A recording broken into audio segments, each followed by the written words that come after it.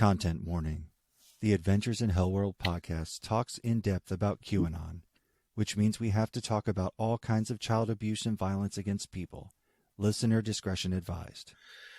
Hello, everybody. I am Mike Rains, a.k.a. Poker and Politics, and welcome to another episode of Adventures in HellwQrld. This week, I am joined by Sarge. Every week, in the grim darkness of this podcast, there's only Q? I don't know. I didn't think that joke through.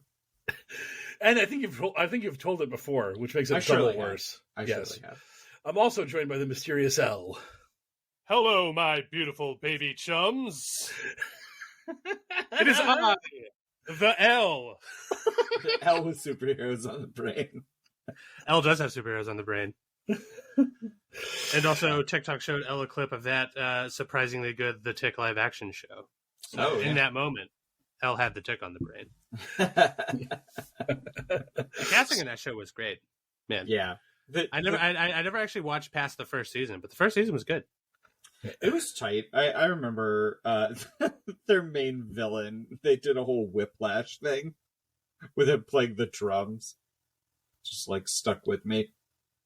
Oh yeah, and he was played by what's his face there, Jackie Earle Haley. Was that him? Yeah, Rorschach. Yeah. Well, I mean, Rorschach is also portrayed by Jackie Earle Haley. You don't call that man Rorschach, mostly because Rorschach is somebody that nobody should aspire to be. Yeah, that is like actually insulting somebody. It's everybody in that movie. It's not a movie. You're a poor bum who's like a hardcore conservative. That modern Watchmen would be great because Rorschach's just a maggot chud and probably pilled. He's probably in the QAnon at this point. Also, Sarge, you said everybody in that. They're not all bad people. Ozymandias is just a genius who is right. And murders New York. I mean, hey, have you ever been to New York? I see you're an Ozymandias apologist. Look, I'm just saying that Ozymandias was both intellectually and morally correct to do it. Morally correct? to kill hundreds of thousands. I don't have a. Well, first of all, it was millions. It was several million, and second of all, I don't have a Ben Shapiro in me. Otherwise, I feel like this would be the perfect time to do his nasally like if you look at the data, it's morally correct to me. Like I can't do a Ben Shapiro without going like full Simpsons nerd. And that says a lot about that guy as well. I like that Ben Shapiro's on the Simpsons nerd gradient. I just like the idea that that's where. I wonder if you could do that with basically anyone, is just make them into a Simpsons character based on where their voice is. Absolutely. His voice has a cartoonish quality to it that helped AI nail it immediately. Like, remember like a month ago when for like a week or two it was funny to have the AI president say a thing? Well, the spearhead of that whole thing, as far as was floating around my circles, was that people got AI to sound like Ben Shapiro immediately.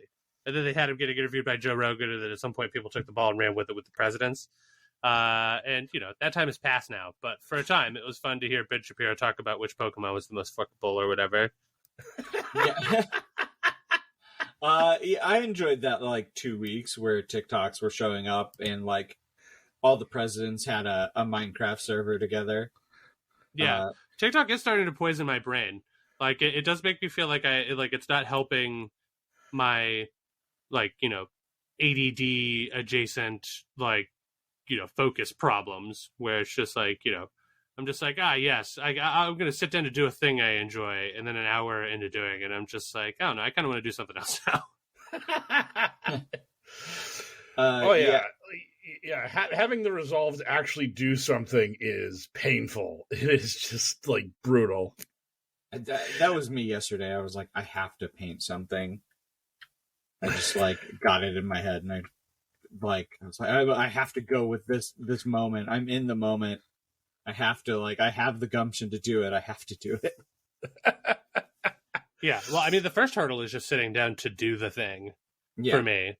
It's just but I'm just but I'm already in bed. And, the chair is 5 feet away. I would have to stand and then sit. I went buck wild. I drove to the hobby shop, got the model I wanted to paint, came back, assembled the model. Well, yeah, see, but you cheated by adding the dopamine hit for being a consumer into there. That's cheating. Oh, okay.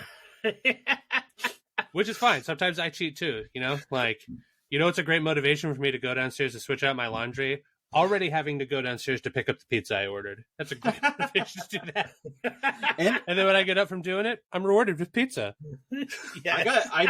I triple cheated with the extra dopamine hit of it wasn't even a model for my army. It was for Fred to the Pod's army. I have a whole pile of stuff I should have been painting for my own. But you wanted to help out a friend, so you were like, I'm going to do this for a bro. Oh, and I just I painted so many space elves lately. I just really wanted to paint something different.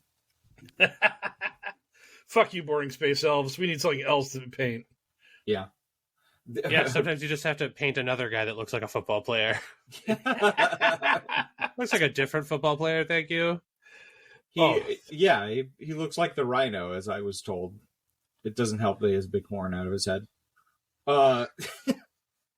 Speaking of the rhino, did you see that Kraven the Hunter trailer? I have not watched it yet. I just enjoyed everybody's comments. I mean, its mediocrity is palpable. Yeah. Which is unfortunate. But apparently the rhino is in it. But this time, they're going full on dude who transforms into a were-rhino or whatever, you know? Like, they're not... This is not man in a suit. This is not man in a robot suit.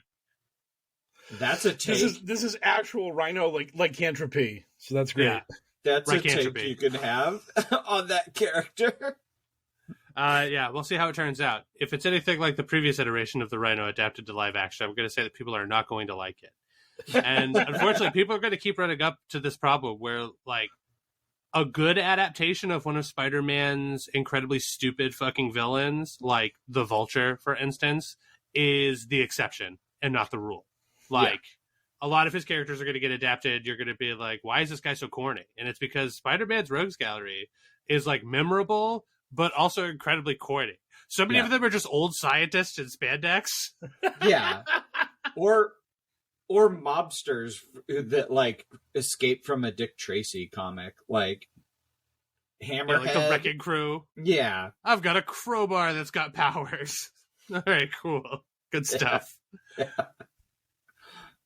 Imagine being one of, like, the 6 people in New York City that doesn't have superpowers in the Marvel universe, because you like in the Marvel Comics universe, where you just didn't find like a crowbar, get hit by like a gamma ray, or, you know, heaven forbid somebody like you know, oh god, Morbius bit me and now I've got vampire powers.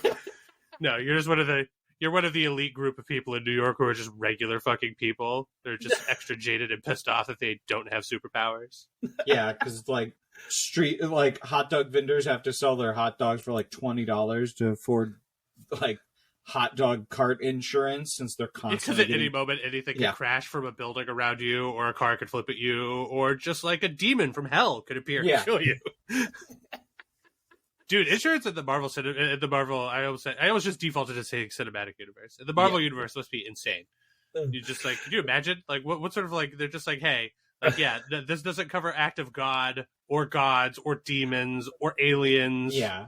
Yeah. What happened this week? Oh, that Venom guy, his whole planet invaded. Oh, all right.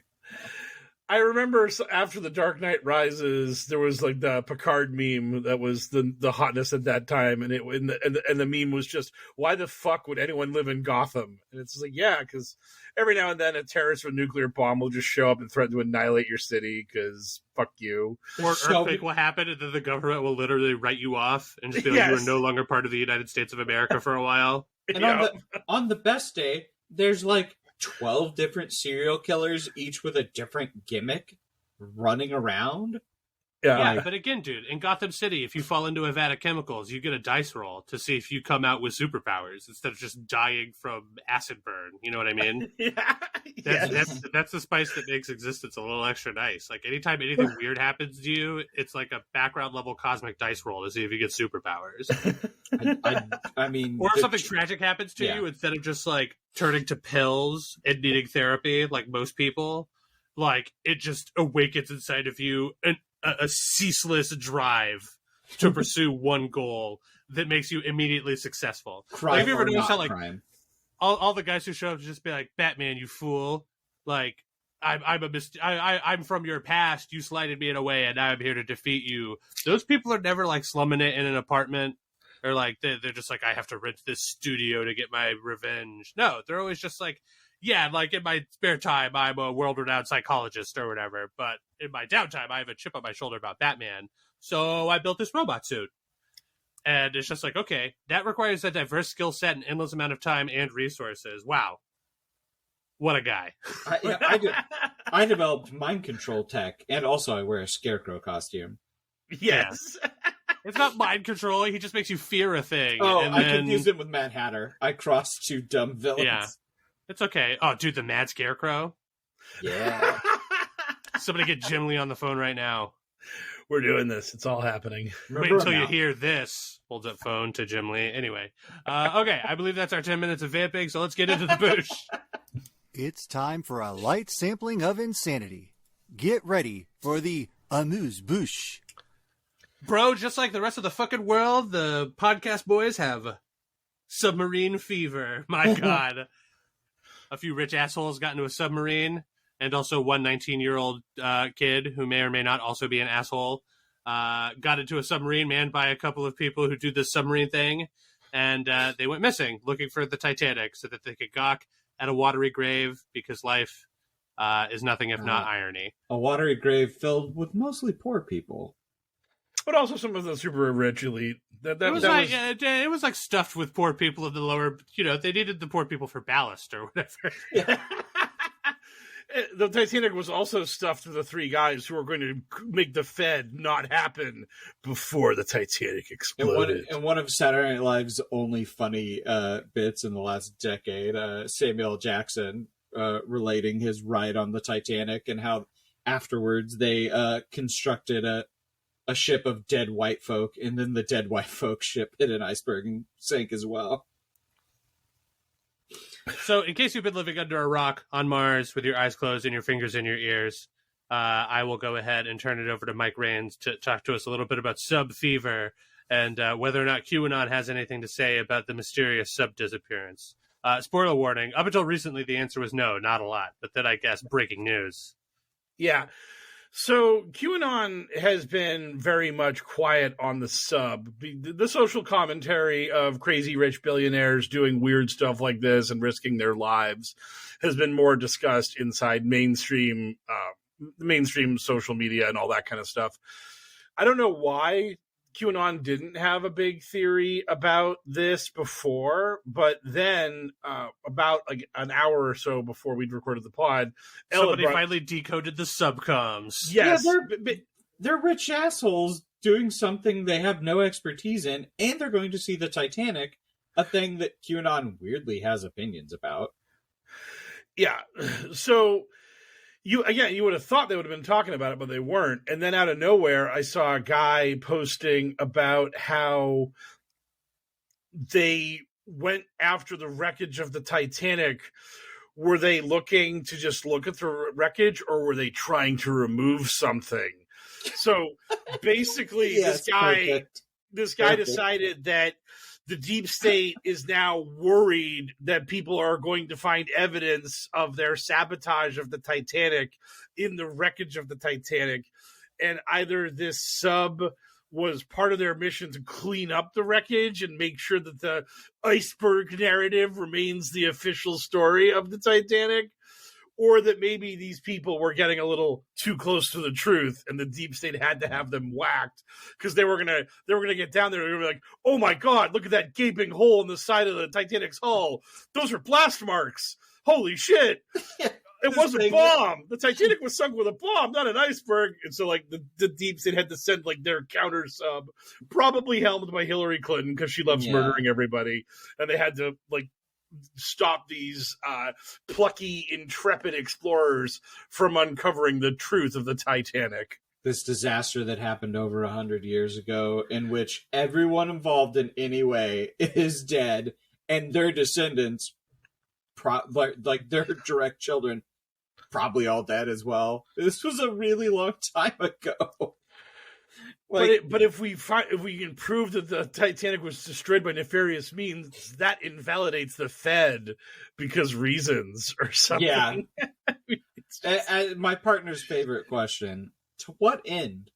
Like, it's always to what end? And I was like, I wish I could tell you. It seems like an especially wacky thing. I mean, they're obviously just trying to get on it because everyone's got submarine fever. But like with all the stuff that was popping off a couple of weeks ago with the aliens, that seems like a much stronger, wacky conspiracy theory to hang your hat on for like, oh man, if we can prove this level of the corruption here, that we got them. We're going to really expose all of it. Here we go. This is the first domino. The first arrest is an alien. Yes. That'd be so good. Oh, my God.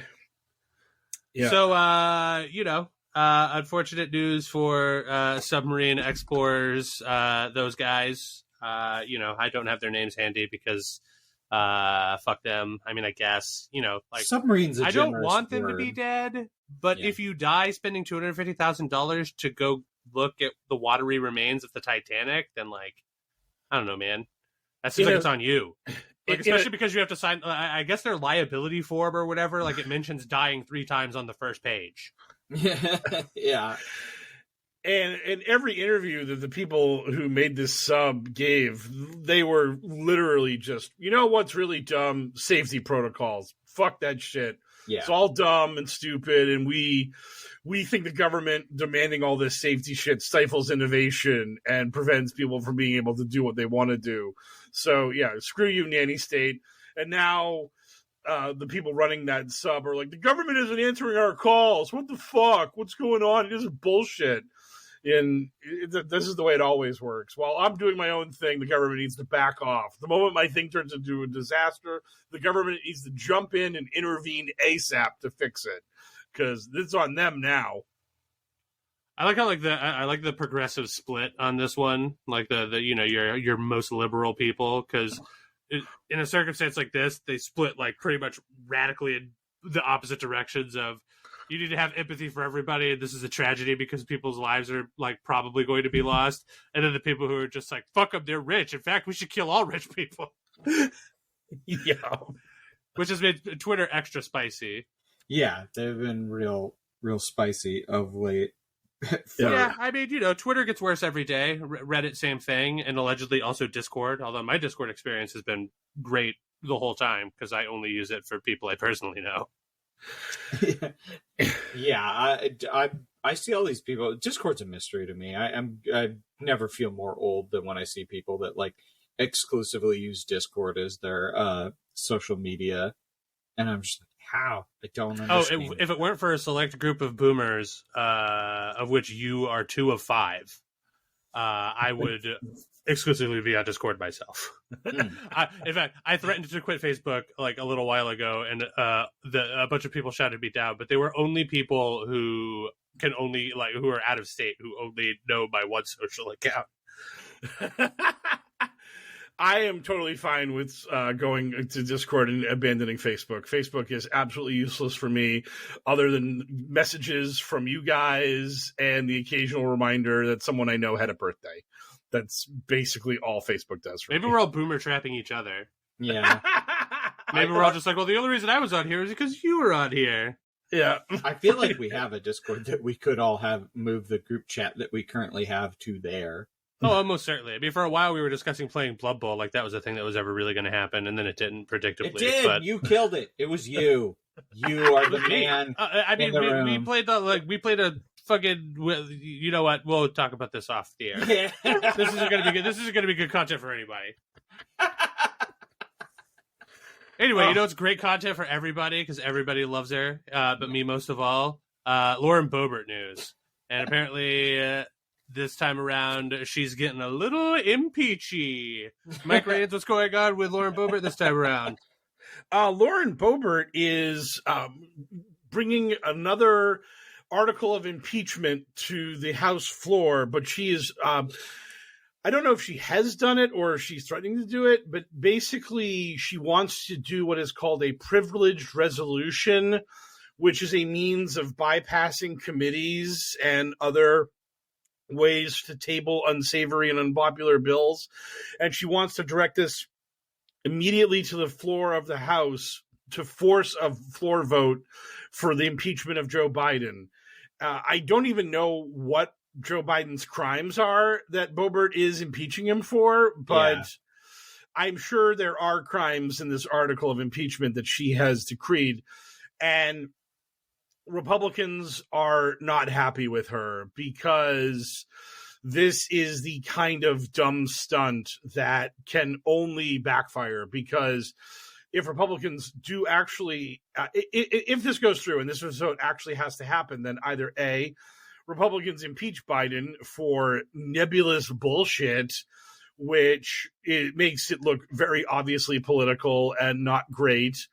And then it gets laughed out of the Senate because, as we've learned, impeachment is an absolutely toothless proposition that has no chance of actually removing an incumbent president from the White House. Yeah. Impeachment is the NATO of threats against a president.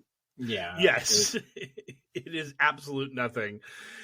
Or B, Republicans not wanting to fucking deal with the whole dog and pony show of a failed impeachment against Joe Biden, vote down the impeachment, in which case every Republican who votes no on impeachment will have a MAGA/QAnon chud primarying the shit out of them immediately, waving their, I would have impeached Biden, and if you elect me, I will impeach Biden. Let's do this.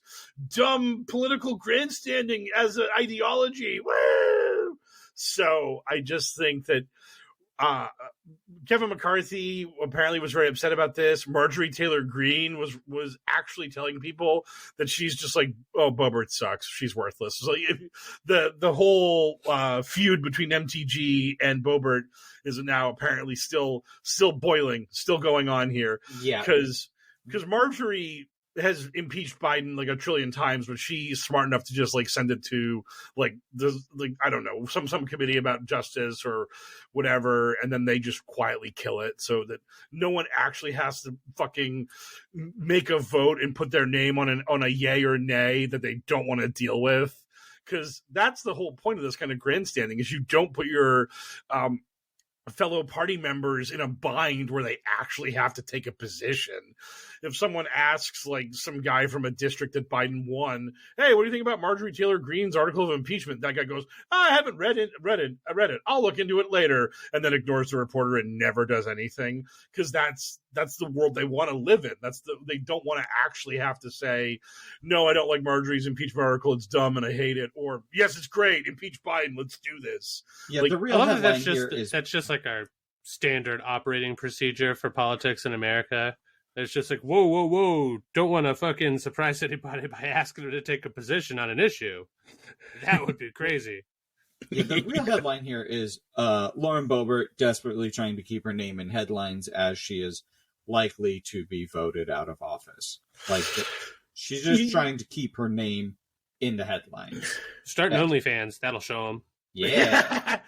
Because the guy that she beat by a couple hundred votes, who had no funding because he was supposed to be just an absolute no-hoper against her, he's running against her now, and he's raking in way more money this time because people were like, oh my God, this guy almost won. Like, there are people in her district who are like, holy shit, we could actually get rid of her? That's a possibility? I mean, like, so. Yeah. I mean, Colorado is wildly blue. Only in the most like rural / gerrymandered districts do Republicans do well there. Right, but that was the thing, is that Boebert was supposed to be in a safe red district after the 2020 census. Her district was supposed to be like safe, and then it turned out, oops, not so much. Oh shit! Yeah. It only took her being an absolute embarrassment. Yeah. I mean, certainly that can't be the only reason. Otherwise, we wouldn't have to deal with like most of these clowns. Yeah. I mean, Marjorie Taylor Greene is like the queen of just like the nut of embarrassment. You know what I mean? And then we've got like Carrie Lake and shit. People be embarrassments all over. Yeah, well, Lake went statewide, which is why she lost. Marjorie is in a district that loves her. I mean, all these people that are horrible are in R plus 20 or more districts, which is like they're totally in favor of them. Like Louis Gohmert, Gosart in Arizona, Marjorie, all these people are in super safe districts where the only thing they have to fear is being primaried from the right by an actual Nazi, because that might beat them. Okay, well, of course, we'll have to talk about Lauren Boebert more in the future, maybe when she finally fucks up enough to get the full-on boot. But until then, we salute her endeavors of cheating on her husband with her chef. In the last bit of boosh for the week, Elon Musk said a stupid thing, shocking nobody. Although the first time I read it, I thought that for sure it had to be like, I thought it was like an Onion, like, Photoshop or something. It looked like a Hard Times joke. No, but for the actual punchline, I'll turn it over to Mike Raids. Mike Raids, tell us what Elon Musk is up to on his hellscape of a platform today. So our boy Elon was having a conversation with somebody and then declared that harassing people is unacceptable and that cis and cisgender are now slurs on Twitter. No. Harassing Elon too much is unacceptable. Going after Pop is the problem. Attacking me, your beloved CEO of Twitter, although kind of not really, because that lady's supposed to be the CEO at some point. But yeah. No, the first part of that dumbass tweet is anyone who harasses this account, Elon's account, too much, will at a minimum get a week-long ban from Twitter. And it's just like, holy shit. And then he buries the lead of cisgender is now a slur on Twitter. Despite the fact that it is a biological term that has been used by science for decades, if not hundreds of years. Well, I mean, I feel like let him test out the feelers on how this cisgender as a slur works out, and then he pulls the trigger out, finally just being like, and you can't say transgender either, or trans, or have the trans flag. And then before you get angry, I did it for cisgender people first, because I am all about equality. Or no more pronouns in your bio on Twitter. Yeah. I'm Elon Musk, free speech absolutist. Yeah. So other people have brought up the point, is heterosexual going to be a slur? Is straight going to be a slur? Where are the identifiers that you have the majority, like gender or sexual orientation? Like, where's those lines? Like, yeah, I remember the first time I heard cisgender, and in a less aware, less like, I hate this term, less woke me, I was offended. Like, you can't define me, and I was like, wait, no, this is fine. It doesn't matter. Like, if you're offended by cisgender, you need to look at yourself. It doesn't mean anything outside of a biological definition. And if you are offended by it, that says more about you than it does about anyone else. Oh yeah, it's ridiculous. I mean, it's so childish. It's just triggering Elon, which is so easy to do lately. And has his new CEO taken over on Twitter yet? Wasn't that the whole point? Is he was supposed to go back to Tesla and like stop running over children? Like, that will never happen. Yeah, I mean, it's a key feature of the Tesla auto drive is the it's one of the few features I respect. Yes, yeah, the child murder feature is the great. death race protocol. Yeah, it's hard. Yeah, but it's called the fuck them kids button. You hit that, guaranteed murder machine. Exactly. Elon saw Death Race, the original one, and was like, I need to make a car company. And that's how Tesla was made. He'll be giving a heroic speech at one point in the future where he's just like, and then 3 words crossed my mind that cross all of our minds at one point. Fuck them kids. And an idea was born. I was going to make cars that were just absolutely frothing at the mouth to murder small humans. Just obsessed with it. Elon was just like, I saw RoboCop, and I realized our world is not enough like RoboCop. And why isn't Elon wading in to save the submarine with his genius brain, like he did with those people stuck in that mine or whatever? With his other death submarine that he was going to. Elon needs to make a more unsafe, more dangerous submarine to save the people that are trapped on the unsafe and dangerous submarine. Yeah, he was just like, I'd gas up my super sub to go down and save them, but then I looked into it and it turns out all of them pedophiles. So he can name the sub after his kid Wingdings. Or whatever that one. We looked up how to pronounce the kid Grimes' name. The second... Ash Epsilon B26, the amino acid vitamin kale smoothie. I've renamed that child Wingdings, so there we go. If I get in trouble for that, so be it. Yeah. And you know what? Sight unseen. Let's start placing our bets now. I'm gonna say 18 years from now, or however long it is, when that child becomes a legal adult, they are gonna suck. Shit heel confirmed. No way they escape that trap. Sorry to say, don't think it's possible, but I hope I'm wrong. When both of your parents are such a nightmare, like, you either come out an absolute saint, like forged in the crucible of your parents being like almost literal supervillains, or you come out a supervillain yourself. But I'm leaning towards supervillain with you. Yeah, I mean, Grimes is what happens if you monkey paw wish somebody into an art school. You just get like the worst possible version of it.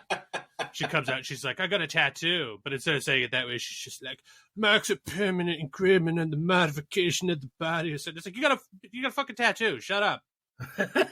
Like the process of that is thousands of years old. You're not inventing anything. You're not discovering anything. You look and sound ridiculous. Tattoos are so old, there's a prohibition against them in the Bible. It's like literally don't mark your flesh if you want to get into heaven. Yeah. And we ignore that, but the rest of Leviticus totally rock solid. Who lets us demonize minorities? I mean, I'm sure there are Bible thumpers out there that would love to get rid of tattoos. Not me, though. Oh, yeah. As much as I love Christ, I am equally as turned on by tattoos, which is to say tremendously in both regards. Because I love Christ. Oh, man, he's so cool.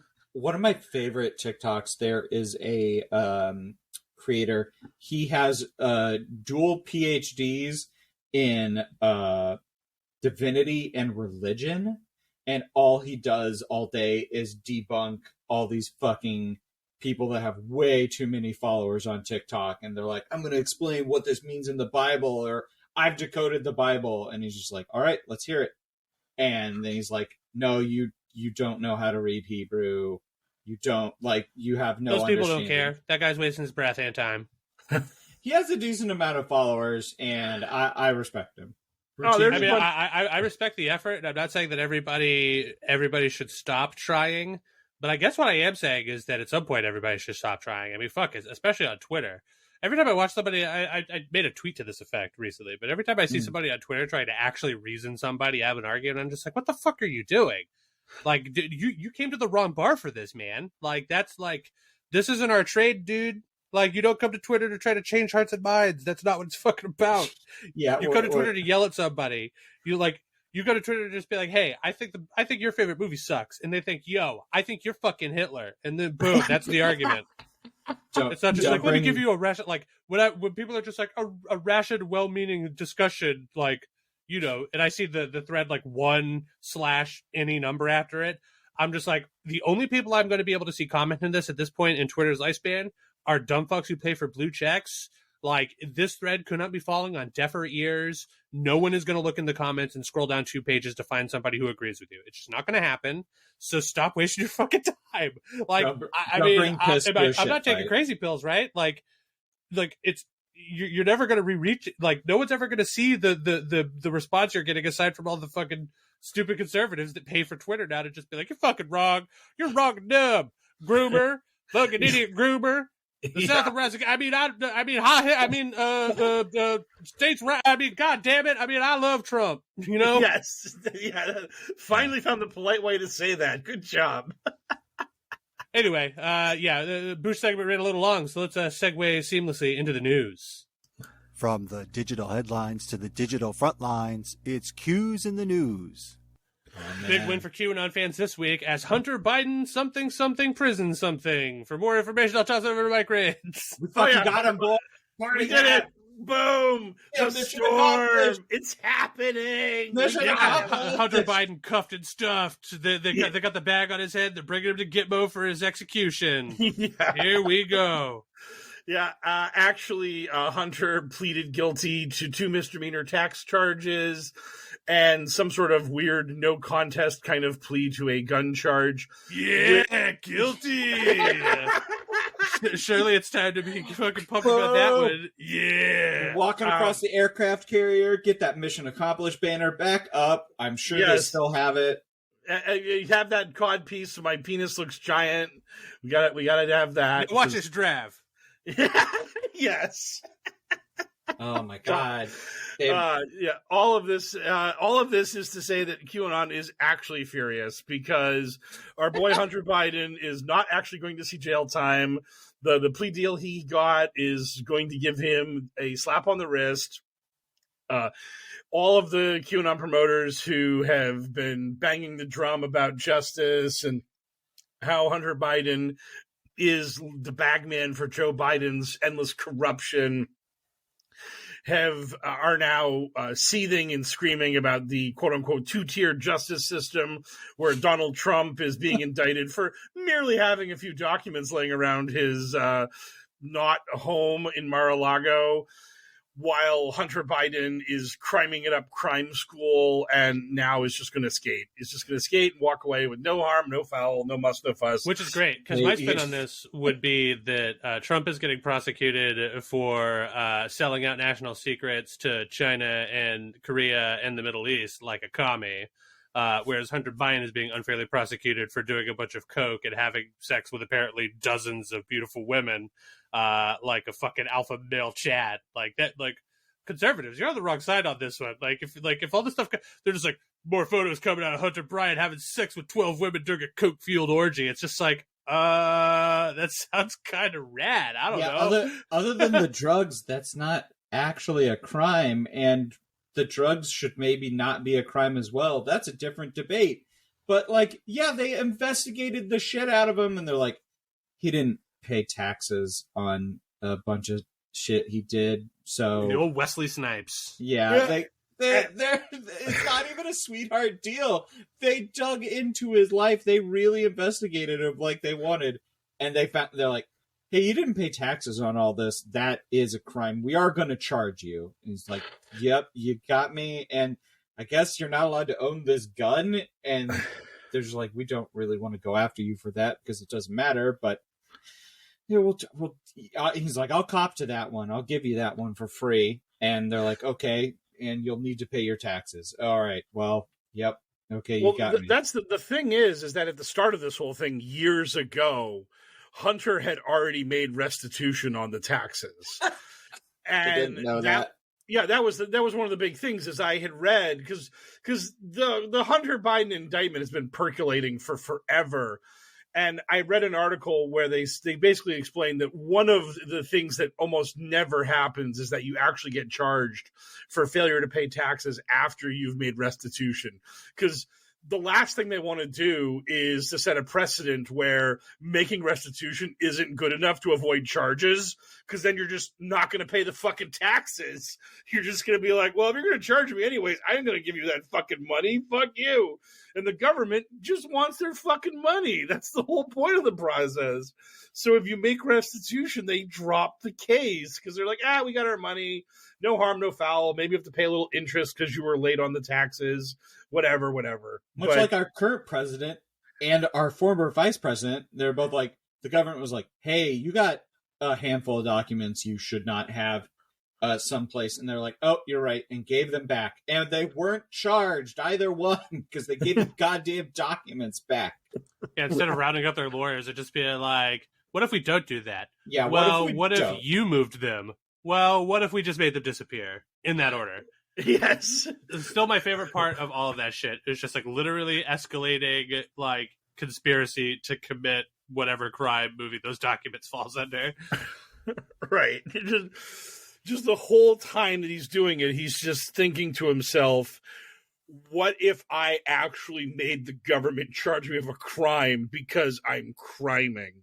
Yeah, what if I kept doing this.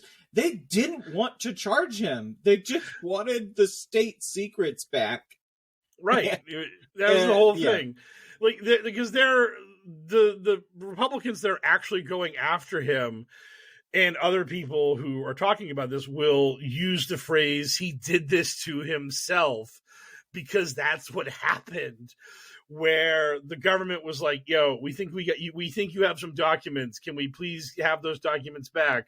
And then Trump was like, God, I'm not so sure about that. And then a few months later, the government was like, no, we've checked our paperwork. It's missing these papers. We know you have them.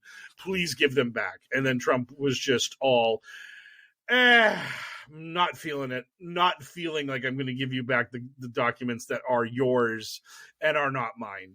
But to justice system. I mean, yes. Oh, the truest of all tiers. Because Hunter Biden was charged for the crimes he did. Right. And he's guilty. Woo, guilty. Yeah. Woo, yeah. Yeah. So, yeah. And also, again, because Biden and Merrick Garland and all the rest of this administration were desperate to avoid charges of impropriety, the attorney that's going after Biden is a Trump appointee, and he released a statement declaring that Garland gave him absolute final authority over the case. That Garland had no control over what this guy wanted to do. This guy had total autonomy to accept a plea deal, to go to court, whatever the fuck this guy wanted to do, it was on him, not Garland. And he was the one that took the plea deal. The Trump appointee who had full autonomy in this case was the one who agreed to this. It has had nothing to do with Biden's DOJ. No, this was a Trump holdover, and Biden and the rest of the DOJ was like, nope, let him go after my son, hammer and tongs. Whatever he finds, he finds. We don't want any claim that we influenced the outcome of this investigation. And then when this guy takes the deal, of course, Republicans are like, oh, yeah, Biden put his thumb on the scale. Biden and Garland fucking this up, getting this kid a sweetheart deal, blah, blah, blah. It's like, no, this is actually objectively wrong. Fucking reality disagrees with you. You people are creating a LARP to live in order to pander to QAnon and these other shitbags that really wanted Hunter sent to Gitmo. Yeah, what of it? Yeah. That's exactly what we're doing. Yep. Government stuff. You can't tell us otherwise. Nope. Got him. Yep. Can't lose an argument if you never argue in good faith. Correct. So yes. Anyway, moving on from Hunter Biden, who is clearly guilty because he has pleaded that way, to Donald Trump, who's clearly guilty and has continued to profess his innocence like a moron. Well, he decided to give himself a nice little interview this week, and it didn't go well. I mean, it went predictably as well as you would expect an interview from Donald Trump to go. And for the juicy deets, let's turn it back over to our buddy Mike Rains. Mike Rains, what sort of stupid shit did Trump say on camera now? He's just continuing to indict himself in this case. Literally, he is just giving the prosecution more evidence that they can submit in trial, because he's just going to keep saying it. These were my documents. I don't know why they're doing this mean thing to me when I was justified and right about all of this. Now, the thing that's really bizarre that people have been bringing up is that Trump appears to be taking all of his quote-unquote legal advice from Tom Fitton, the guy who runs the right-wing grift shop Judicial Watch. Judicial Watch is famous for filing frivolous lawsuits at liberals and harassing them. And recently, in the last few years, they scored what appeared to be a huge win, because they got a judge to agree that Judicial Watch was going to be allowed to depose Hillary Clinton about her emails. This got overturned by a later court saying, the fuck off, Judicial Watch, you don't have any right to do this, et cetera, et cetera. And also deposing Hillary Clinton would have been meaningless, because after she took her oath, she would have pled the fifth to fucking everything, because why would she ever give Judicial Watch any ammunition to go after her on anything? So all of this is to explain what Judicial Watch is.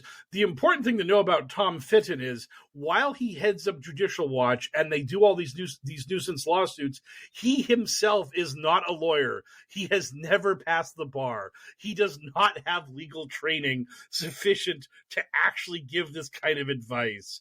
So Trump has been listening to not a lawyer talk him into this bullshit. And the main thing these clowns have been talking about, and I've been seeing QAnon parrot this bunch, is the Presidential Records Act, which they and then they get into this whole thing about the quote unquote socks drawer case, where they're like, this proved that Bill Clinton and blah blah blah. This lawsuit, the socks drawer case, the Clintons were not like defendants in this. This was not anything. All that was about was Clinton did an interview with someone that was, I believe this was going to go into a book of some kind. Yeah, it was. And Clinton gave the interview, and some parts of the interview strayed into his job as president. And there was some sort of concern that these tapes might have some level of national security classification about them. But they were literally Bill Clinton's tapes of an interview he gave with an author about something they wanted to do for a project down the line. These were not classified documents from the government that Bill Clinton took away and then hid somewhere and then refused to give back when asked about them. This was Clinton's personal property, his audio tapes that he was being harassed about by schmucks and morons. When they investigated, they ruled that the documents, tapes, whatever that were in the sock drawer were counted as his diary. Right. And why they fall under the Presidential Records Act, because they were his personal diary. And that's what it was ruled. And is why it doesn't apply to Trump and his state secrets he was keeping on a stage and then in a bathroom. Right, exactly. Because he was drawing them in a little book with hearts around them and stuff. Yeah. Yes. I did find it really Today funny. I gave Kim Jong some delicious national secrets. It was great. I really think he likes it that it counted. They're like, legally, this counts as his diary. There's nothing in this. So, yeah, he can have this. Do you think Kim will take me to prom? Just, oh, man.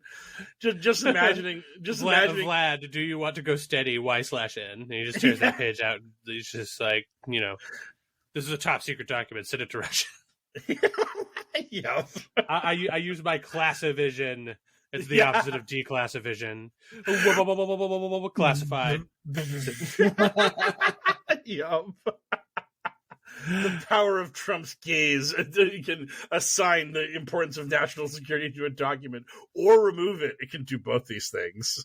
Did he talk about how the election was stolen from him anymore, which is also demonstrably untrue? Yes, he did. He Shocker. once again brought up how the 2020 election was stolen from him because that's all he knows how to do. And, was this a Fox interview? Yes, it was. And the guy was actually... Did the Fox interviewer immediately just go, I mean, that's just your words, man. Yeah. Across the throat. Did he do this in the Fox interview where they asked him about, like, he talked about pardoning a woman, and then the guy was just like, that woman would have been killed by your current proposal. Like, you said, death penalty for all drug dealers, and he just, like, totally fell apart. He rebooted. He literally rebooted on screen. It was awesome because he was like, "Yeah, I pardoned this woman. It was a great thing for me to do to show that mercy." And then the interviewer was like, "Your current plan is to kill all drug dealers." And then Trump was like, "No, that's not my plan." Oh, well, maybe it is my plan, but that will be in the future. Like now, not for her. Yeah, not her. She's a good drug dealer. Just, oh my God, like Gregory House. Yes. I guess he's more of a drug addict than a drug dealer. Yeah, drug addict. He didn't really give him out. What a fucking clown that guy is. I hate that we have to keep talking about it. Oh God. When are the Republicans finally going to wise it up and like cut weight with that guy, and then we get to stop talking about him? And then hopefully he goes and really gets the Q base fired up to do some stuff, and then our podcast can make us pod millionaires. Oh God, yeah. Come on, Trump. You can do it. You can actually try to incite rebellion and fail again. I mean, that's. Except, I mean, there was a huge nothing burger when he showed up to the court in Miami after he was just like, "I'm going to be here at this time at this place, and everybody should do the thing," and then chime in, just be like, "Peacefully do the thing." Yeah, and then a few morons like showed up and were like, "Solidarity with you, Mr. President," and he was like, "This isn't rioting or burning. We love red hats." Oh, Yeah. none of you are here. And it turns out that a lot of those people are weak cowards, and getting their asses paddled when they tried it on January 6th has made sure that they will never attempt it again, but they will talk about doing it. But it will never happen again, and our podcast will eventually become irrelevant as QAnon also becomes irrelevant, and as Donald Trump becomes irrelevant. It's going to be great. Oh, He's going to drag us all down with him. God damn you, Trump, you son of a bitch. I just read right before we hit the record button on the pod that one of the January 6th guys who hit a cop in the neck with a taser just got sentenced to 12 and a half years at a club fed. So congratulations to you, moron guy who basically tried to murder a cop with a taser by stabbing him in the neck with it for getting over a decade in prison. Well done by you. You win the prize.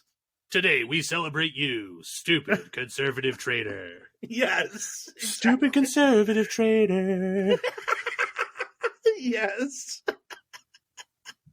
Enjoy prison. I hope it's great for you. Yeah, absolutely. Luckily, it will probably be pretty easy for any of those folks that need to assimilate into the local, whatever white power gang is there, carving out a place for poor marginalized whites in the prison system. Yes. Oh, yeah.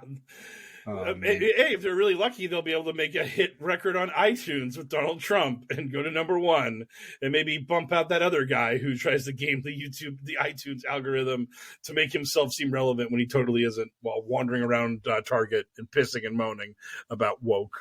Trump's punishment: 1 free submarine ride.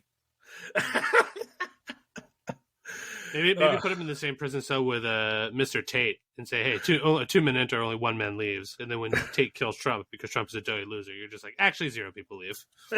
Trump will beg him not to annihilate him, just like that ghost he fought. Yeah. I woke up in the middle of the night and I fought a ghost. This is a real thing that I'm saying that my stupid army of masculine chuds is eating up for some reason.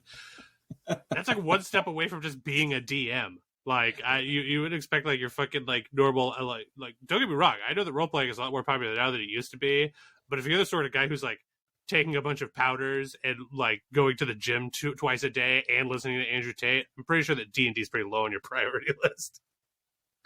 Yeah, you're not working really hard to flesh out the backstory of your drow rogue if you're doing all that shit. But you don't need to, because your buddy, your lifestyle guru was talking about fighting ghosts in his prison cell and totally winning because the Matrix can't hold me down because I'm mixing my metaphors, my fantasy and my sci-fi. It's both. It's everything. Yeah. And now the Matrix is officially charging him for like 20 years in prison for sex trafficking crimes in Romania. So we're going to have the ultimate battle in Romania of either just rampant Romanian corruption, allowing Tate to buy his way out of into freedom, or the Romanian government's heavy-handed draconian justice system is powerful enough to actually just throw him in jail anyways, in spite of his celebrity status. So it's like, I don't actually think that Is he a celebrity? Is he a celebrity there? That would be great if they're just like, yeah, we don't know who the fuck you are. Get in the fucking cell, you loser. Yeah. We don't care that a bunch of 13-year-olds in America give a shit about you. We don't give a shit about you, and you're sex trafficking in our nation. So fuck off. Boom. Yeah. If anyone's going to profit off of sex trafficking our people, it's going to be us. Right. We're sick and tired of you Americans coming over here and getting involved in our business. Yes. So enjoy your 20-year prison sentence, where it will be very, very difficult for you to continue to pretend like you were bald by choice. That's not a choice, man. You're bald like the rest of us are bald. It wasn't your choice until you decided to shore up the little bit that was desperately clinging to life. I don't know if you saw any clips from that Trump interview where he just dropped the ball hardcore. He looks like shit, like more so than usual. He looks, yeah, because every day he gets a little older, man. Yeah, and it's all, and I also think that it's because, like, literally every day he's just like, "Hey, am I getting out of these crimes I've committed?" And his lawyers are like, "Maybe," and then he's just like, "No, my sycophants are supposed to kiss my ass and tell me I'm going to win all the time. You guys aren't supposed to give me even a modicum of bad news." And he's just tossing and turning in bed all night, being like, "Oh, there's a 5% chance I might get convicted and go to jail for forever. No." He's like, "Guys, I don't know if you know this, but the stress of possibly going to prison is really intense. Could you, like, smooth that over for me? Like, could you swaddle me and then nurse me like a wee baby?" Yes. To make me feel good and nice and warm and safe, despite the fact that I might be getting convicted of a bunch of crimes that I definitely did and continue to brag about doing on national television. Yeah. Yeah, that I can't stop bragging about. Like, yeah. man. As I've seen on social media, a bunch, people have stated Trump has the right to remain silent. He does not have the ability. Yeah, So, that sums Yeah, it up and it turns out nicely. that he's a stupid moron, and he always has been. yeah. Speaking of stupid morons, we segue over to RFK. That's right. The Kennedys back in the headlines. Nothing bad's ever happened to them. Making that joke now, just top of the bit. Joke over. Why are we talking about RFK today, Mike Joe Ray? Rogan.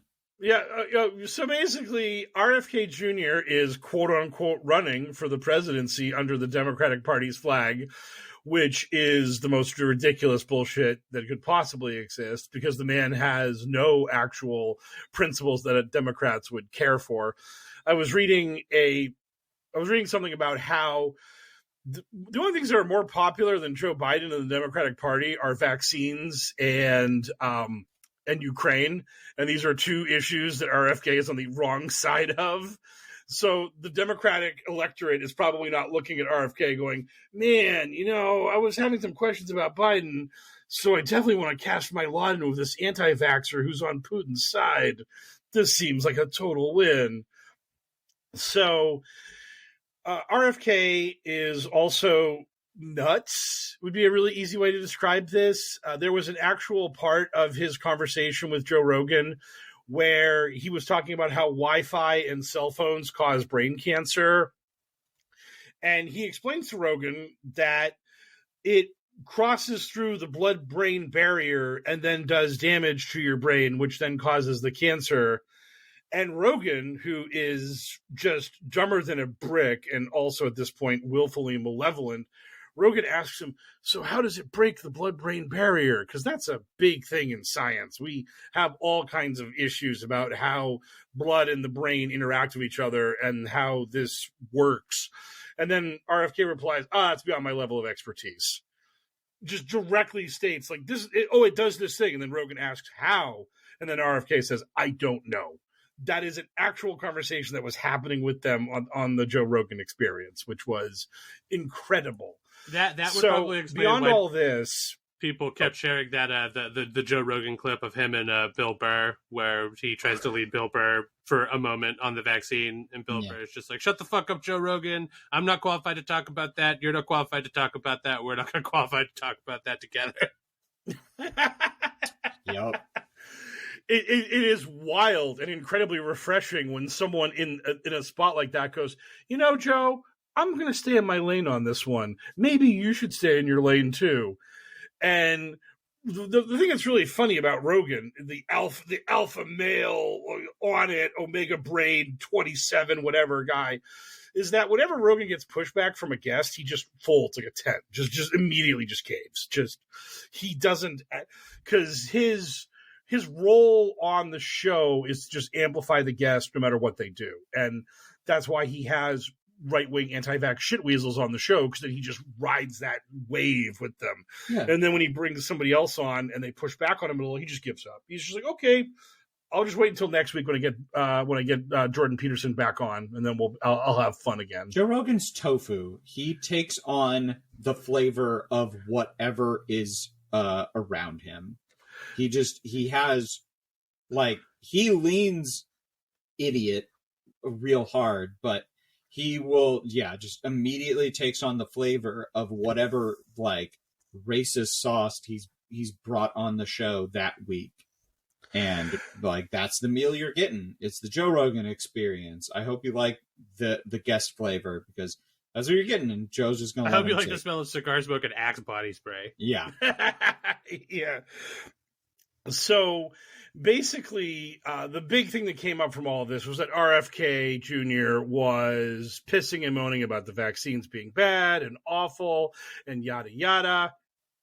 And Peter Hotez, hope I said the last name right. It's Hotez. He basically came out and was like, look, guys, what you're doing is really irresponsible. Blah, blah, blah. This is not great. I know this stuff because I'm an actual doctor and I work on this stuff. This is my life's work. And RFK was like, then debate me, bro. Yes. Because this is what passes for quote unquote discourse in America in 2023, is having these dumb arguments in public where you can gish gallop, you can use rhetorical tricks, you can use all kinds of bullshit. Quick explainer for what a gish gallop is. There was a creationist whose last name was Gish, and he would debate evolutionary people who believe in evolution and this kind of stuff.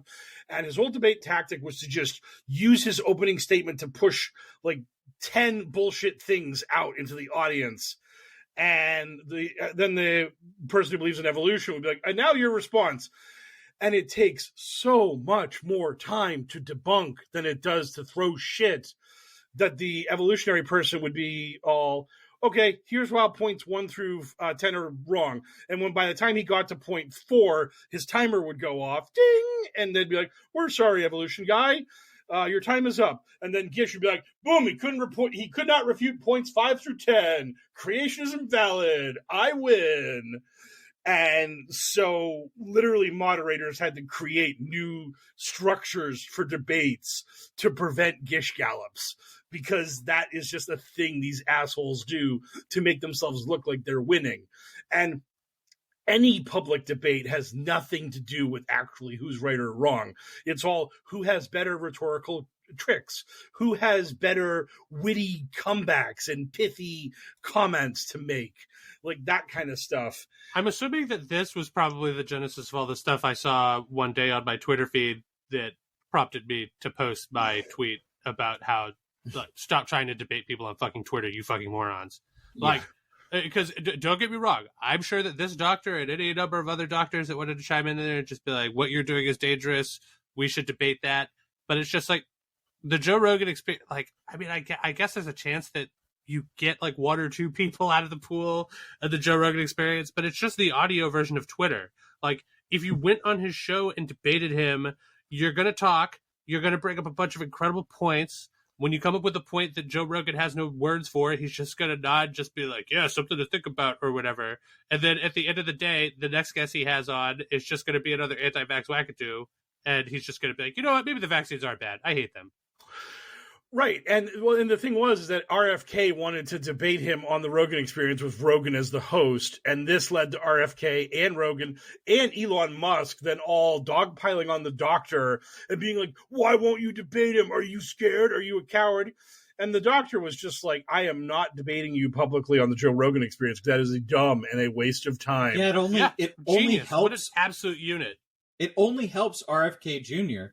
It only led one party, world-renowned scientist, one a fucking lunatic. Debating him only gives him credence to his claims. And Rogan was like, I'll give it, was it $10 million to debate him on my show with no time limit.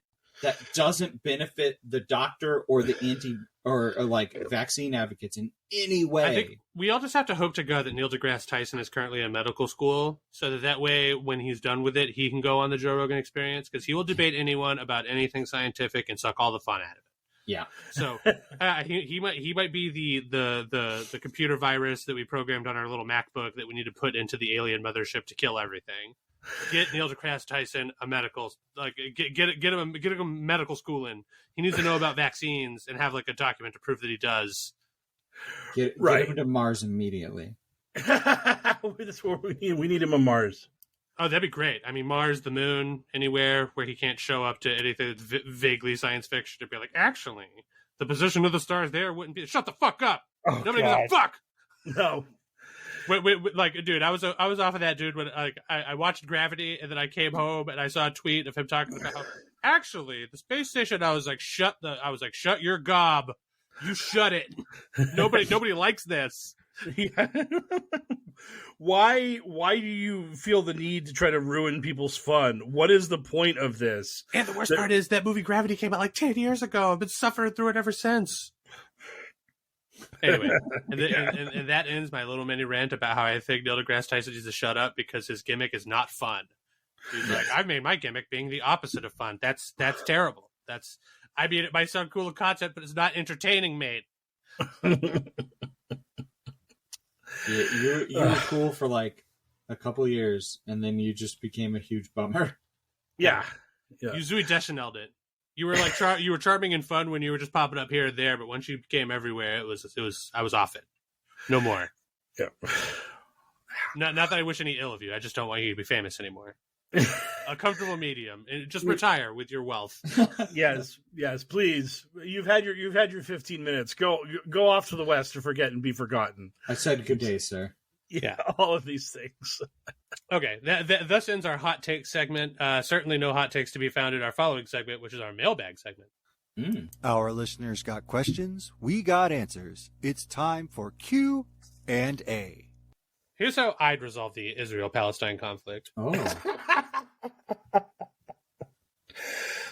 Inject a third party. Yeah, right.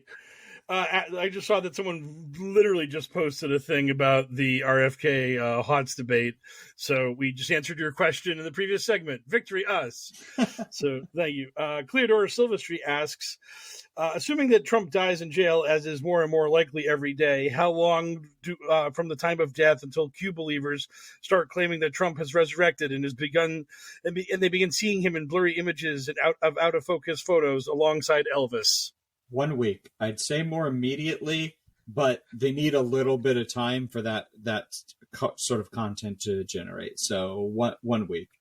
Oh man, it's gonna take longer than a week because it's gonna take longer for a week for them to untangle their web-like narrative of how the deep state got to Trump finally.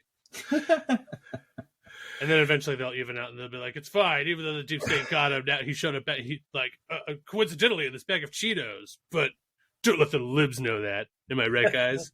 And then they just post a picture, and if you look at it, you're just like, oh, it actually does kind of look like Donald Trump. That's my reaction anytime someone's just like, I found a chip, and it looks like this thing, and then they post a picture of it, and I'm just like, oh yeah, it does kind of look like that. Oh yeah. What was really funny was I just saw someone post a thing where they were talking about how the deep state tried to shoot down Air Force One when Trump was on it, and I'm just thinking to myself, and Trump didn't have them all indicted immediately for trying to kill him? Why is Trump so patient that he lets his enemies try to kill him and then doesn't prosecute them? To me, that just sounds like you're a huge pushover, and we should attempt to assassinate you more often because you're just letting us get away with it. I mean, if we don't kill you, it's no harm, no foul, and if we do kill you, we win. So this is a free roll. This is an absolute win for us. We should absolutely do this. So Trump's death is going to be very bizarre to these people because he is supposed to be like the champion that saves the world. And when he dies, all he'll become is the new JFK, who also died failing to defeat the deep state. So he'll just become like one of like a list of saints, which right now currently there's only one saint, John F. Kennedy. So maybe his name. Yeah, so maybe in 50 more years we'll get another right-wing lunatic chud, and then they'll die having failed, and then we will have a trinity of fallen presidents. He'll get canonized immediately, but nothing will come of it for a while. Yeah, because you have to wait for that to have any weight, you know. Right. If it's just like, oh, he might be dead, but he showed up in my chip bag, so he's still with us, and it's just like, but I mean, he's like that chip bag has been on the shelf for like 3 months, and you know, like it was manufactured even before then, and he just died like 2 days ago, so it's kind of weird. So what we're saying is that if you have the skills to like burn images into toast, you need to make that toaster now for Trump and wait for him to perish, and then you start cranking out that Trump toast, and then you that's how you get on the grid. If you're big into composting and you have a roughly human-sized amount of decaying orange peels, get to sculpting, and then that's going to pay dividends here in a little while. Right, exactly. Nice. So thank you for the question. James Russell, do you believe in ghosts or skeletons? And if both, which is scarier? I definitely believe in ghosts. I'm not sure about skeletons. I mean, I believe that skeletons are real. Yeah. And that we have them in our body. I mean, you don't have any proof of that. Have you ever seen your skeleton? My own skeleton? Luckily, no, I have not seen it. Well, there we go. I mean, I don't know, man. Like, I'm in a weird space where do I think that places are haunted by actual, like, human-shaped Victorian and never any era but Victorian people that, like, want to just disrupt you while you try to sleep or bone in a hotel room? Absolutely not. That's ridiculous. Be an adult. Now, I do believe that there is like there's like a palpable an energy to like sentient creatures. Like I think that like, you know, you could feel like a social energy, like at like a movie theater, at a concert or something. Like you could there's that like palpable je ne sais quoi that you can feel in the air that makes going to a concert better than listening to a concert, like in your headphones or whatever. And that, I think there might be like a way for some of that residue to like stick around in a place. So like you go to a place and you get a vibe. You're like, oh, this place feels kind of creepy because like, you know, a bunch of Jewish folks were killed here, for instance. Like if you go there, it's just like, I don't necessarily think it's just the weight of history and your brain just being like, yeah, dude, you should be solemn. I do think that there might be something to the fact that there might be some sort of like psychic residue in the place that just makes you feel icky. But no little boy is going to be like, I want my shoes back. Like, you know what I mean? Like, get the fuck out of here. Like, why would that little kid be special versus any of the other people that have ever died? Like, do you think that if he lived, he was going to be the world's first super person? Like, what are you talking about? What you're saying is kind of interesting because that is a big thing in some sections of the QAnon community where they think that rock concerts and that kind of stuff is part of an evil ritual that siphons psychic energy and redirects it to Moloch or Baal or whoever. And the bigger the concert, the more power the devil gains and all that kind of stuff. And I always asked these people, how do you learn how to control that energy and manipulate it and change it? I never get answers on that front, but what you can totally feel that thing that when you're in a large crowd, there is a vibe, there is something more than just sitting in your house listening to music on a headset. There's something bigger to being in a social group and engaging in activity. And I think that like whatever mechanics are at play there, like that much is obvious that there's something to it, whether or not that's just like pheromones or just like a psychology thing between being around people and not necessarily like an energy. But I think that because it's like those are the most obvious examples you can point a person to, that just makes them an easy target for QAnon or other like nonsense like that. Like it doesn't surprise me that QAnon is just like, oh yeah, do you know who's totally in on it? Like big arena shows and sporting events. And it's just like, oh yeah, the place where it's the most obvious to tell that there's something different to being in a giant crowd of people versus being like alone or on your internet, like with your digital group of people. I just think they're an easy target because it's so obvious when you're in it. Right. Oh God. That was one of my favorite things that happened because predating QAnon, obviously, but this kind of thing was always around there in the Illuminati community, and their biggest enemy for many years was Lady Gaga. And then, and then after she did like all her stadium shows and she's just harnessing all this power for Baal and all this stuff, then she decided to do like very exclusive, small like jazz clubs of Tony Bennett, and she was like literally performing for like 400 old people with Tony Bennett in like tiny clubs.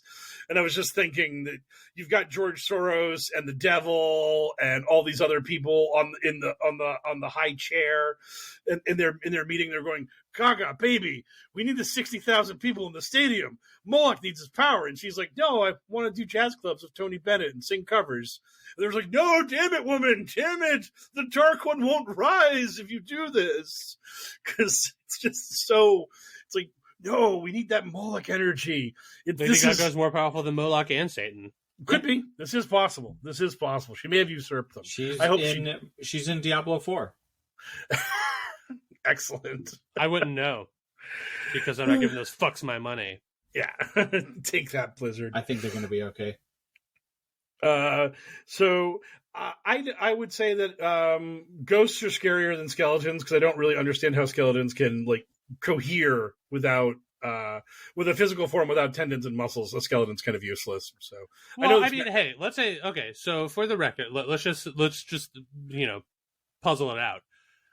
Say you're in like a cellar, like the basement of a house. Like you don't have an easy way to escape immediately. You're unarmed because you're just sort of like looking around. Maybe you've got a flashlight and you see a ghost and it probably scares the shit out of you. But in a circumstance where you can't leave, like, most ghosts don't actually do anything. It might like make like something like wiggle or move. It might like lurk around in the shadows. But very rarely is it just like, oh yeah, me and my friend saw a ghost and it came and it ripped the heart out of my friend and then he died and it was really sad and then we went to his funeral. But if you're in the same situation and you're shining a flashlight and you see like an ambulatory skeleton down there, that fucking thing is corporeal. It can do some damage if it has a mind to. Oh yeah, I'm gonna. Yeah, if the skeleton is capable of doing things to me, I'm fucked. And also, I said the fright factor is probably also still pretty high. Yeah, like provided that you've got the flashlight and you're shining through it, it's obviously not just like some guy in a suit or something, right? Because the ray tracing and the the subsurface scattering light is just like way too good to be any sort of like visual effect. Like I'd be like, you'd be equally as spooked when your flashlight hit them, and then the ghost would like lunge at you and scare you, and then like fuck off or be like, woo, but not do anything. And then the skeleton would lunge at you and like collide with you, and then be on top of you. Now you're wrestling it. I think you would see if I ran into a real skeleton walking around, you'd see me turn into Scooby-Doo and like just jump into the air. My legs would form a circle as I launched away so quickly. Yeah, I don't know what I'd do. I'd probably just try to tank it because I don't think I'm fast enough to outrun a skeleton that probably doesn't have stamina and can just go the distance like Hercules. So I think that like I hope that the adrenaline would at least have me stand my ground because I think the skeleton's probably killing me either way. But I'd rather like put up a fight than exhaust myself trying and failing to run. So upon further review, skeleton is our answer. Skeleton is worse. Yeah, skeleton. Yep. So thank you for the question. Pancake Peasant asks, there's been a ton of comics for famous superheroes. Do you have any must-read recommendations for Spider-Man? Ooh, for Spider-Man? J. Michael Straczynski's run on Spider-Man is, I think, like 6 or 7 volumes. It's really strong. It's back before a bunch of the horse shit happened. Honestly, my recommendation, if you're asking for this recommendation because you are a fan of modern Spider-Man, and especially the modern Spider-Man that you're seeing depicted on like in movies and stuff, what you really want is Ultimate Spider-Man. You want to pick up and read Ultimate Spider-Man. I think it's like, talk to the internet about what the general consensus is where it jumps the shark, because I do think it quote unquote got bad at some point. But I remember I read the first, like, I think 2 years of it when it was like coming out because I was still collecting really comics strong. At the time. Yeah. And it's really good. And the DNA of the current Marvel movies and all that stuff, is really more the DNA of Ultimate Spider-Man than it is regular Spider-Man. And that's true for the entirety of the Marvel Cinematic Universe, for the record. Like, in original comic books, Thor was a regular guy who said a magic word, it raised a stick or whatever and became Thor. and then Ultimate Thor was an alien that was like from another dimension that they thought were gods. And in Ultimates, Nick Fury is Samuel L. Jackson.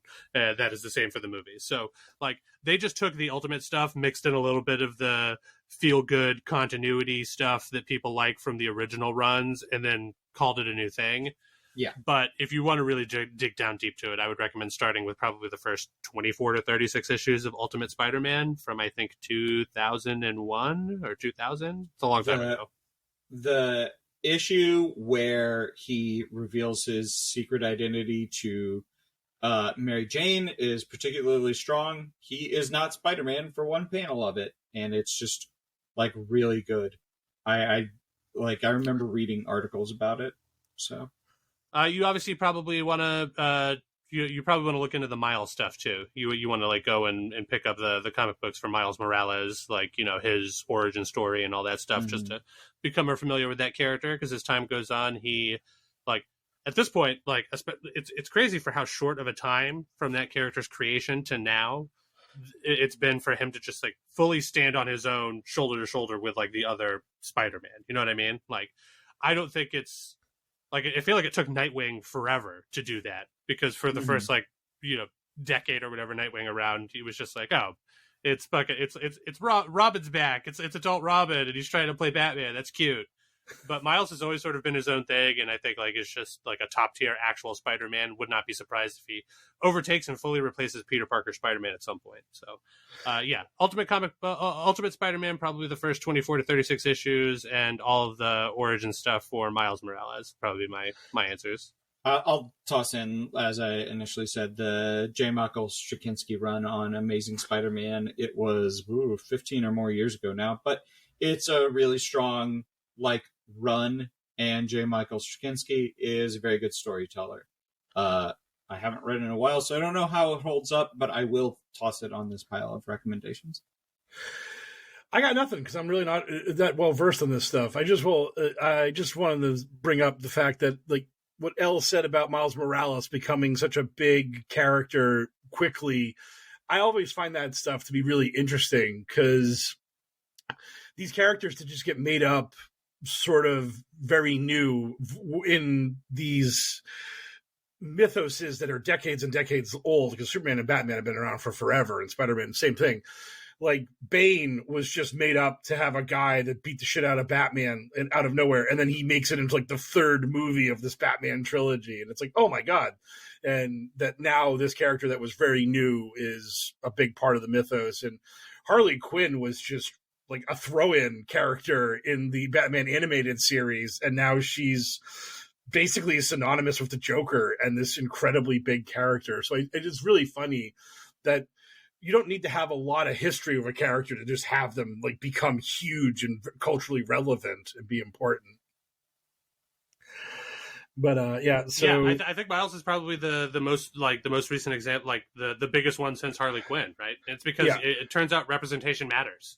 Yeah, exactly. And spoiler warning: a lot of the people who love Harley Quinn are one of the gays. So I mean, it seems like representation. Gay. See, I'm not as scared of a gay as I am a skeleton, you know. So I'm not gonna. What about a gay skeleton?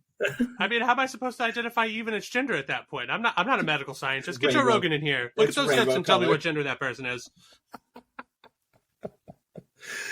And Snorlax CPAP asks, how have the Q folks not baked the orca attacks into Q fiction or drops? Major missed step. That is a good question. Yeah, they really should have been in there. I mean, oh my god. Like, the orcas are the new hotness. They're, if we're not talking about the subs, we're talking about the orcas. So you would think that they would want to chime in on nature itself wanting to rebel against the deep state and defeat our tyrannical overlords and bring about the Great Awakening. But sadly, I don't know that there's a Q drop that mentions orcas, which is unfortunate. But I'm sure if we get into Gematria, we could find like a thing that flows from orca to Q and on. So So there's a possibility, but for now, sadly, they've made a misstep there. Yeah. Reach asks, no one has had an answer for how do you get kings to hold up against ace X late in the tournament, so I'm going to have to pass this time. The answer is just try to win your 70%. It feels like it never happens, but I promise you over the long term, it will eventually work out that you will win the tournament because your kings will hold. You got to get your money in and do the right thing. It's one of the things that blows my mind. I'm in the casino, people staying on 16 in blackjack when the dealer's got an ace or a 10 showing. And I'll tell them, I'll be like, yeah, you should hit there. And they'll be like, yeah, you work for the casino. That's what you want me to do. And I'm like, the math on blackjack is settled. We know. This is a solved game. Like, if you can come up with the new math that shows staying on 16 is good, please do so. I've only played blackjack in an actual casino 2 or 3 times. And the first time I did, I was sitting next to my brother, and the dealer routinely was just like, she was a very nice lady. She's like, you should hit there. And I looked at my brother, and he's like, oh, no, she's going to give you the right advice. Like, she wants you to keep playing. It just makes sense. Like, if you're doing well, you'll keep playing. Like, right. And also, as an employee, the only way she makes money is if you tip her for winning. Exactly. So she does not want you to lose. I mean, that's what I actually say to these people. I'm like, I want you to win. My dealers don't get tipped if you lose. So I make it very clear that I am pro player because I'm pro worker. Viva la revolution. Let's go. I mean, all that good stuff. So that brings us to our final question, as always, which is, what are you guys looking forward to? Leviathan. I saved it from last week. This Saturday, the 10th edition Warhammer 40k box set comes out, Leviathan. We've had the rules and everything now for a couple days, but we actually get the shit. The big box comes with a bunch of Tyranids, a bunch of Space Marines, and the book that you need, and the cards that you need to actually play 10th edition. So I'm very excited to actually get to crack open Leviathan this Saturday. I'm excited for the pizza I just ordered, which arrived sooner than I thought it did. So if I sound out of breath, it's because I just ran up and down 3 flights of stairs. And I'm out of shape, as indicated by the fact that I ordered pizza. I'm looking forward to the pizza I'm going to go get once we're done recording. What's on the menu? I'm going to try out the new Joe's KC pizza at Minsky's. So it has brisket and onion rings and barbecue sauce on it. That does sound delightful. I got the buffalo chicken mac and cheese pizza. That is a good one. Which is a decadent, somehow staple of my region. Oh, this is a good time to bring up... So for the first time and maybe ever, I checked our Patreon because I forgot that we upload our episodes there and that there may be some like comments or something there. And in one episode, a concerned listener thought that maybe I let it slip and doxed myself by using my actual name or whatever at one point on the show. And I do like that you're looking out for me, dear listener, but also my identity is not really that secret. I mean, we did a spin-off podcast where we used our full fucking names. Like, you know, it's mostly a goof and a jape that we still keep up the mysterious L thing. But I do appreciate you looking out for me. But you know, every once in a while, if something gets like a little too specific, we'll cut around it. But if we miss like a little slip like that, it's no big deal. So don't worry about me. I'm not important enough for QAnon to come after. Not yet. Oh, I had some guy like fail dox me on Truth, and some QAnon promoter like posted a thing where they were like, "Hi, Mike," and it was a screenshot of me on a stream that I did with a friend about hockey, and I was like, "Bro, I was on Good Morning America for 45 seconds. Like, my face is out there. If you want to see me, I'm there. Like, I'm not hiding from you. I mean, don't worry about it." Yeah. So yeah, I mean, at some point, like if anybody decides they want to dox me, they like, first of all, I've been on like dating sites and stuff. So like finding pictures of me, maybe not that hard. I don't know how much of that stuff is internet archived, but if you really wanted to go hog and like dig up something I deleted like a bad long time ago, find a picture of me, you're going to be surprised by how fat I am. I'm just a big fat guy. Like I'm pretty hefty and I'm pretty tall in general. I'm just like a mountain of a man. And then, so, you know, QAnon people, when you find this and you bring it to me, you're just like, look at this big fat guy. I'm going to be like, yeah, dude, I'm a big fat, like, what, you think I don't know? You think I don't know how winded I am after running up and down those 3 flights of steps for a pizza? Yeah. So I'm looking forward to Babylon 5 has an animated movie coming out next month. Oh yeah, I thought for sure you were going to say that you were excited for DC Dual Force after the performance of its beta, which was incredible. Oh yeah, that was great. That was fucking dope. What a way. I saw a lot of bootlickers on Twitter just being like, "Hey man, it's a beta's going to beta, so you know who cares if it ran so badly they had to literally cancel it after the first day." And it's just like, this was not a stress test beta. This was a key only beta. So they knew exactly how many players their ceiling was. Exactly. Like to the literal single digit number, how many players could be in at one time. And it still ran so badly, they could not fix the catastrophe and just had to cancel the whole event. Like, that is a terrible look for your game, beta or not. Yep. Yeah. Oh yeah, absolutely. That sucked. Yeah, that was awful. I was super disappointed and infuriated by it. It's not great. Absolutely not great. Anyway, hopefully the Babylon 5 movie is better. That was a thing that I wasn't expecting and that nobody was expecting, because why would anybody have expected that? Yeah. J. Michael Straczynski's been posting online for like a few months that like something was cooking. Usually he's hyping up the fact that the CW is going to pick up Babylon 5 at some point, and we're going to have sexy teen Babylon 5.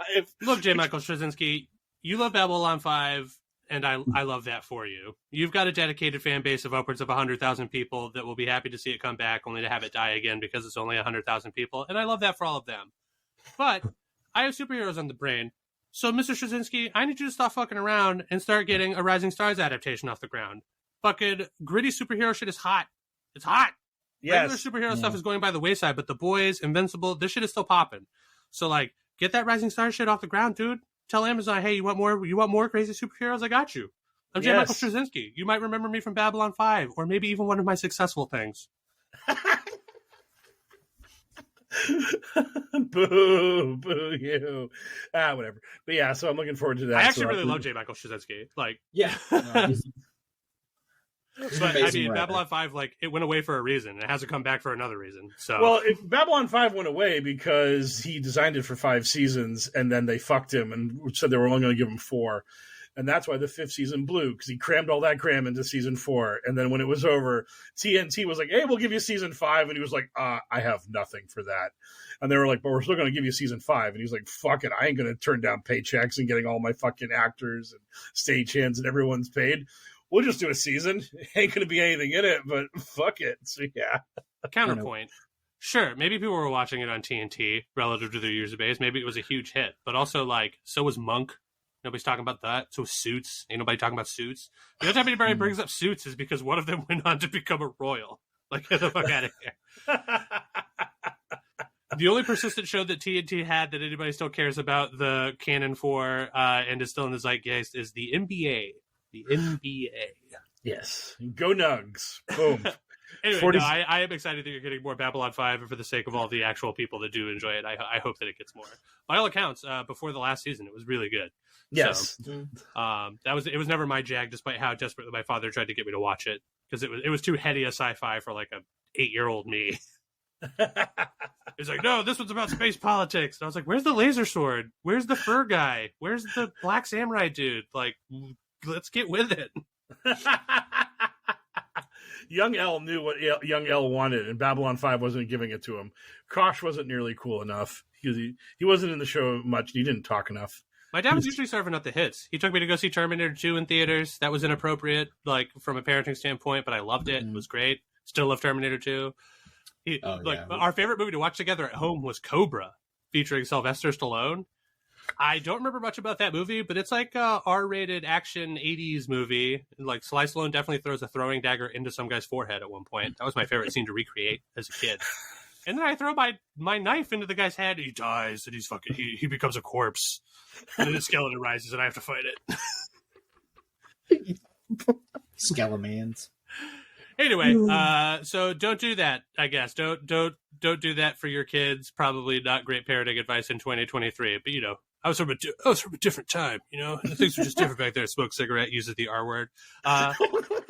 So on that note, it's time for us to jump on one of those motorized mono wheels. Have you seen these things zipping around all willy-nilly, always looking like someone's a moment away from death? Well, I got some for each of us, so we're going to be riding those out of HellwQrld for the week.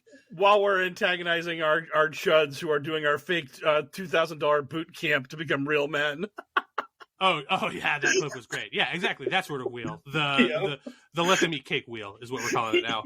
Yeah. So we're going to ride on those and get out of HellwQrld for the week. Thank you so much for listening and supporting the show. If you'd like to support the show slightly harder, for free, still the price of zero, you can do so by giving us a 5-star review wherever your podcasts are provided. That lets the algorithm know that you like what we're doing. If you have money and you'd like to donate it to the cause, we will happily take it. You can visit patreon.com/pokerpolitics to provide us with some of your hard-earned cash. Anybody who donates $5 or more per month gets access to our slate of bonus content, but you can support the show for as low as $2 a month as like a tip to your dealers, which is what I believe it's labeled as on the site. Thank you so much for this week's beautifuler baby, Alan T. Welcome to the crib, Alan T. I hope you enjoyed how much shit I talked about Neil deGrasse Tyson this episode. If you have money and you don't want to give it to us chuckle fucks, we totally understand. Feel free to donate that to love146.org. They're an organization whose vision is the end of child trafficking and exploitation. Or you can just go ahead and do any sort of good with it you want. We're not your fucking dad. Just go take your disposable income, and instead of buying a latte, either give it to us or do some good in the world with it. Either one suits us just fine. Thanks, as always, to DJ Minimal Effort for use of our intro song. They're still not on social media because they are way smarter than the rest of us. But you know who is a dum-dum? Our buddy Frosty. Frosty's a real stupid moron, by which I mean they are still on Twitter, and you can find them on Twitter at FrostyVO. They, of course, provide all of our drops, the voice of Q, all of that stuff when we need it. Equally stupid is us, the show you're listening to, at HellwQrld on Twitter with a Q instead of an O. Myself, King of the Dum-Dums, at HellwQrldL, spelled the same way. Sarge, my second-hand dum-dum in command, he's at Sergeant Hell. And Mike Rains, the secret man pulling all the strings from behind the scenes, king of Dum-Dums, is obviously the most successful on Twitter, at Poker Politics. So, for another successful episode of the Adventures in HellwQrld podcast, I have been one of your hosts, the mysterious Hell, joined as always by the enigmatic Sarge, and our expert in all things QAnon crazy, Mr. Mike Raids. Godspeed, Patriots!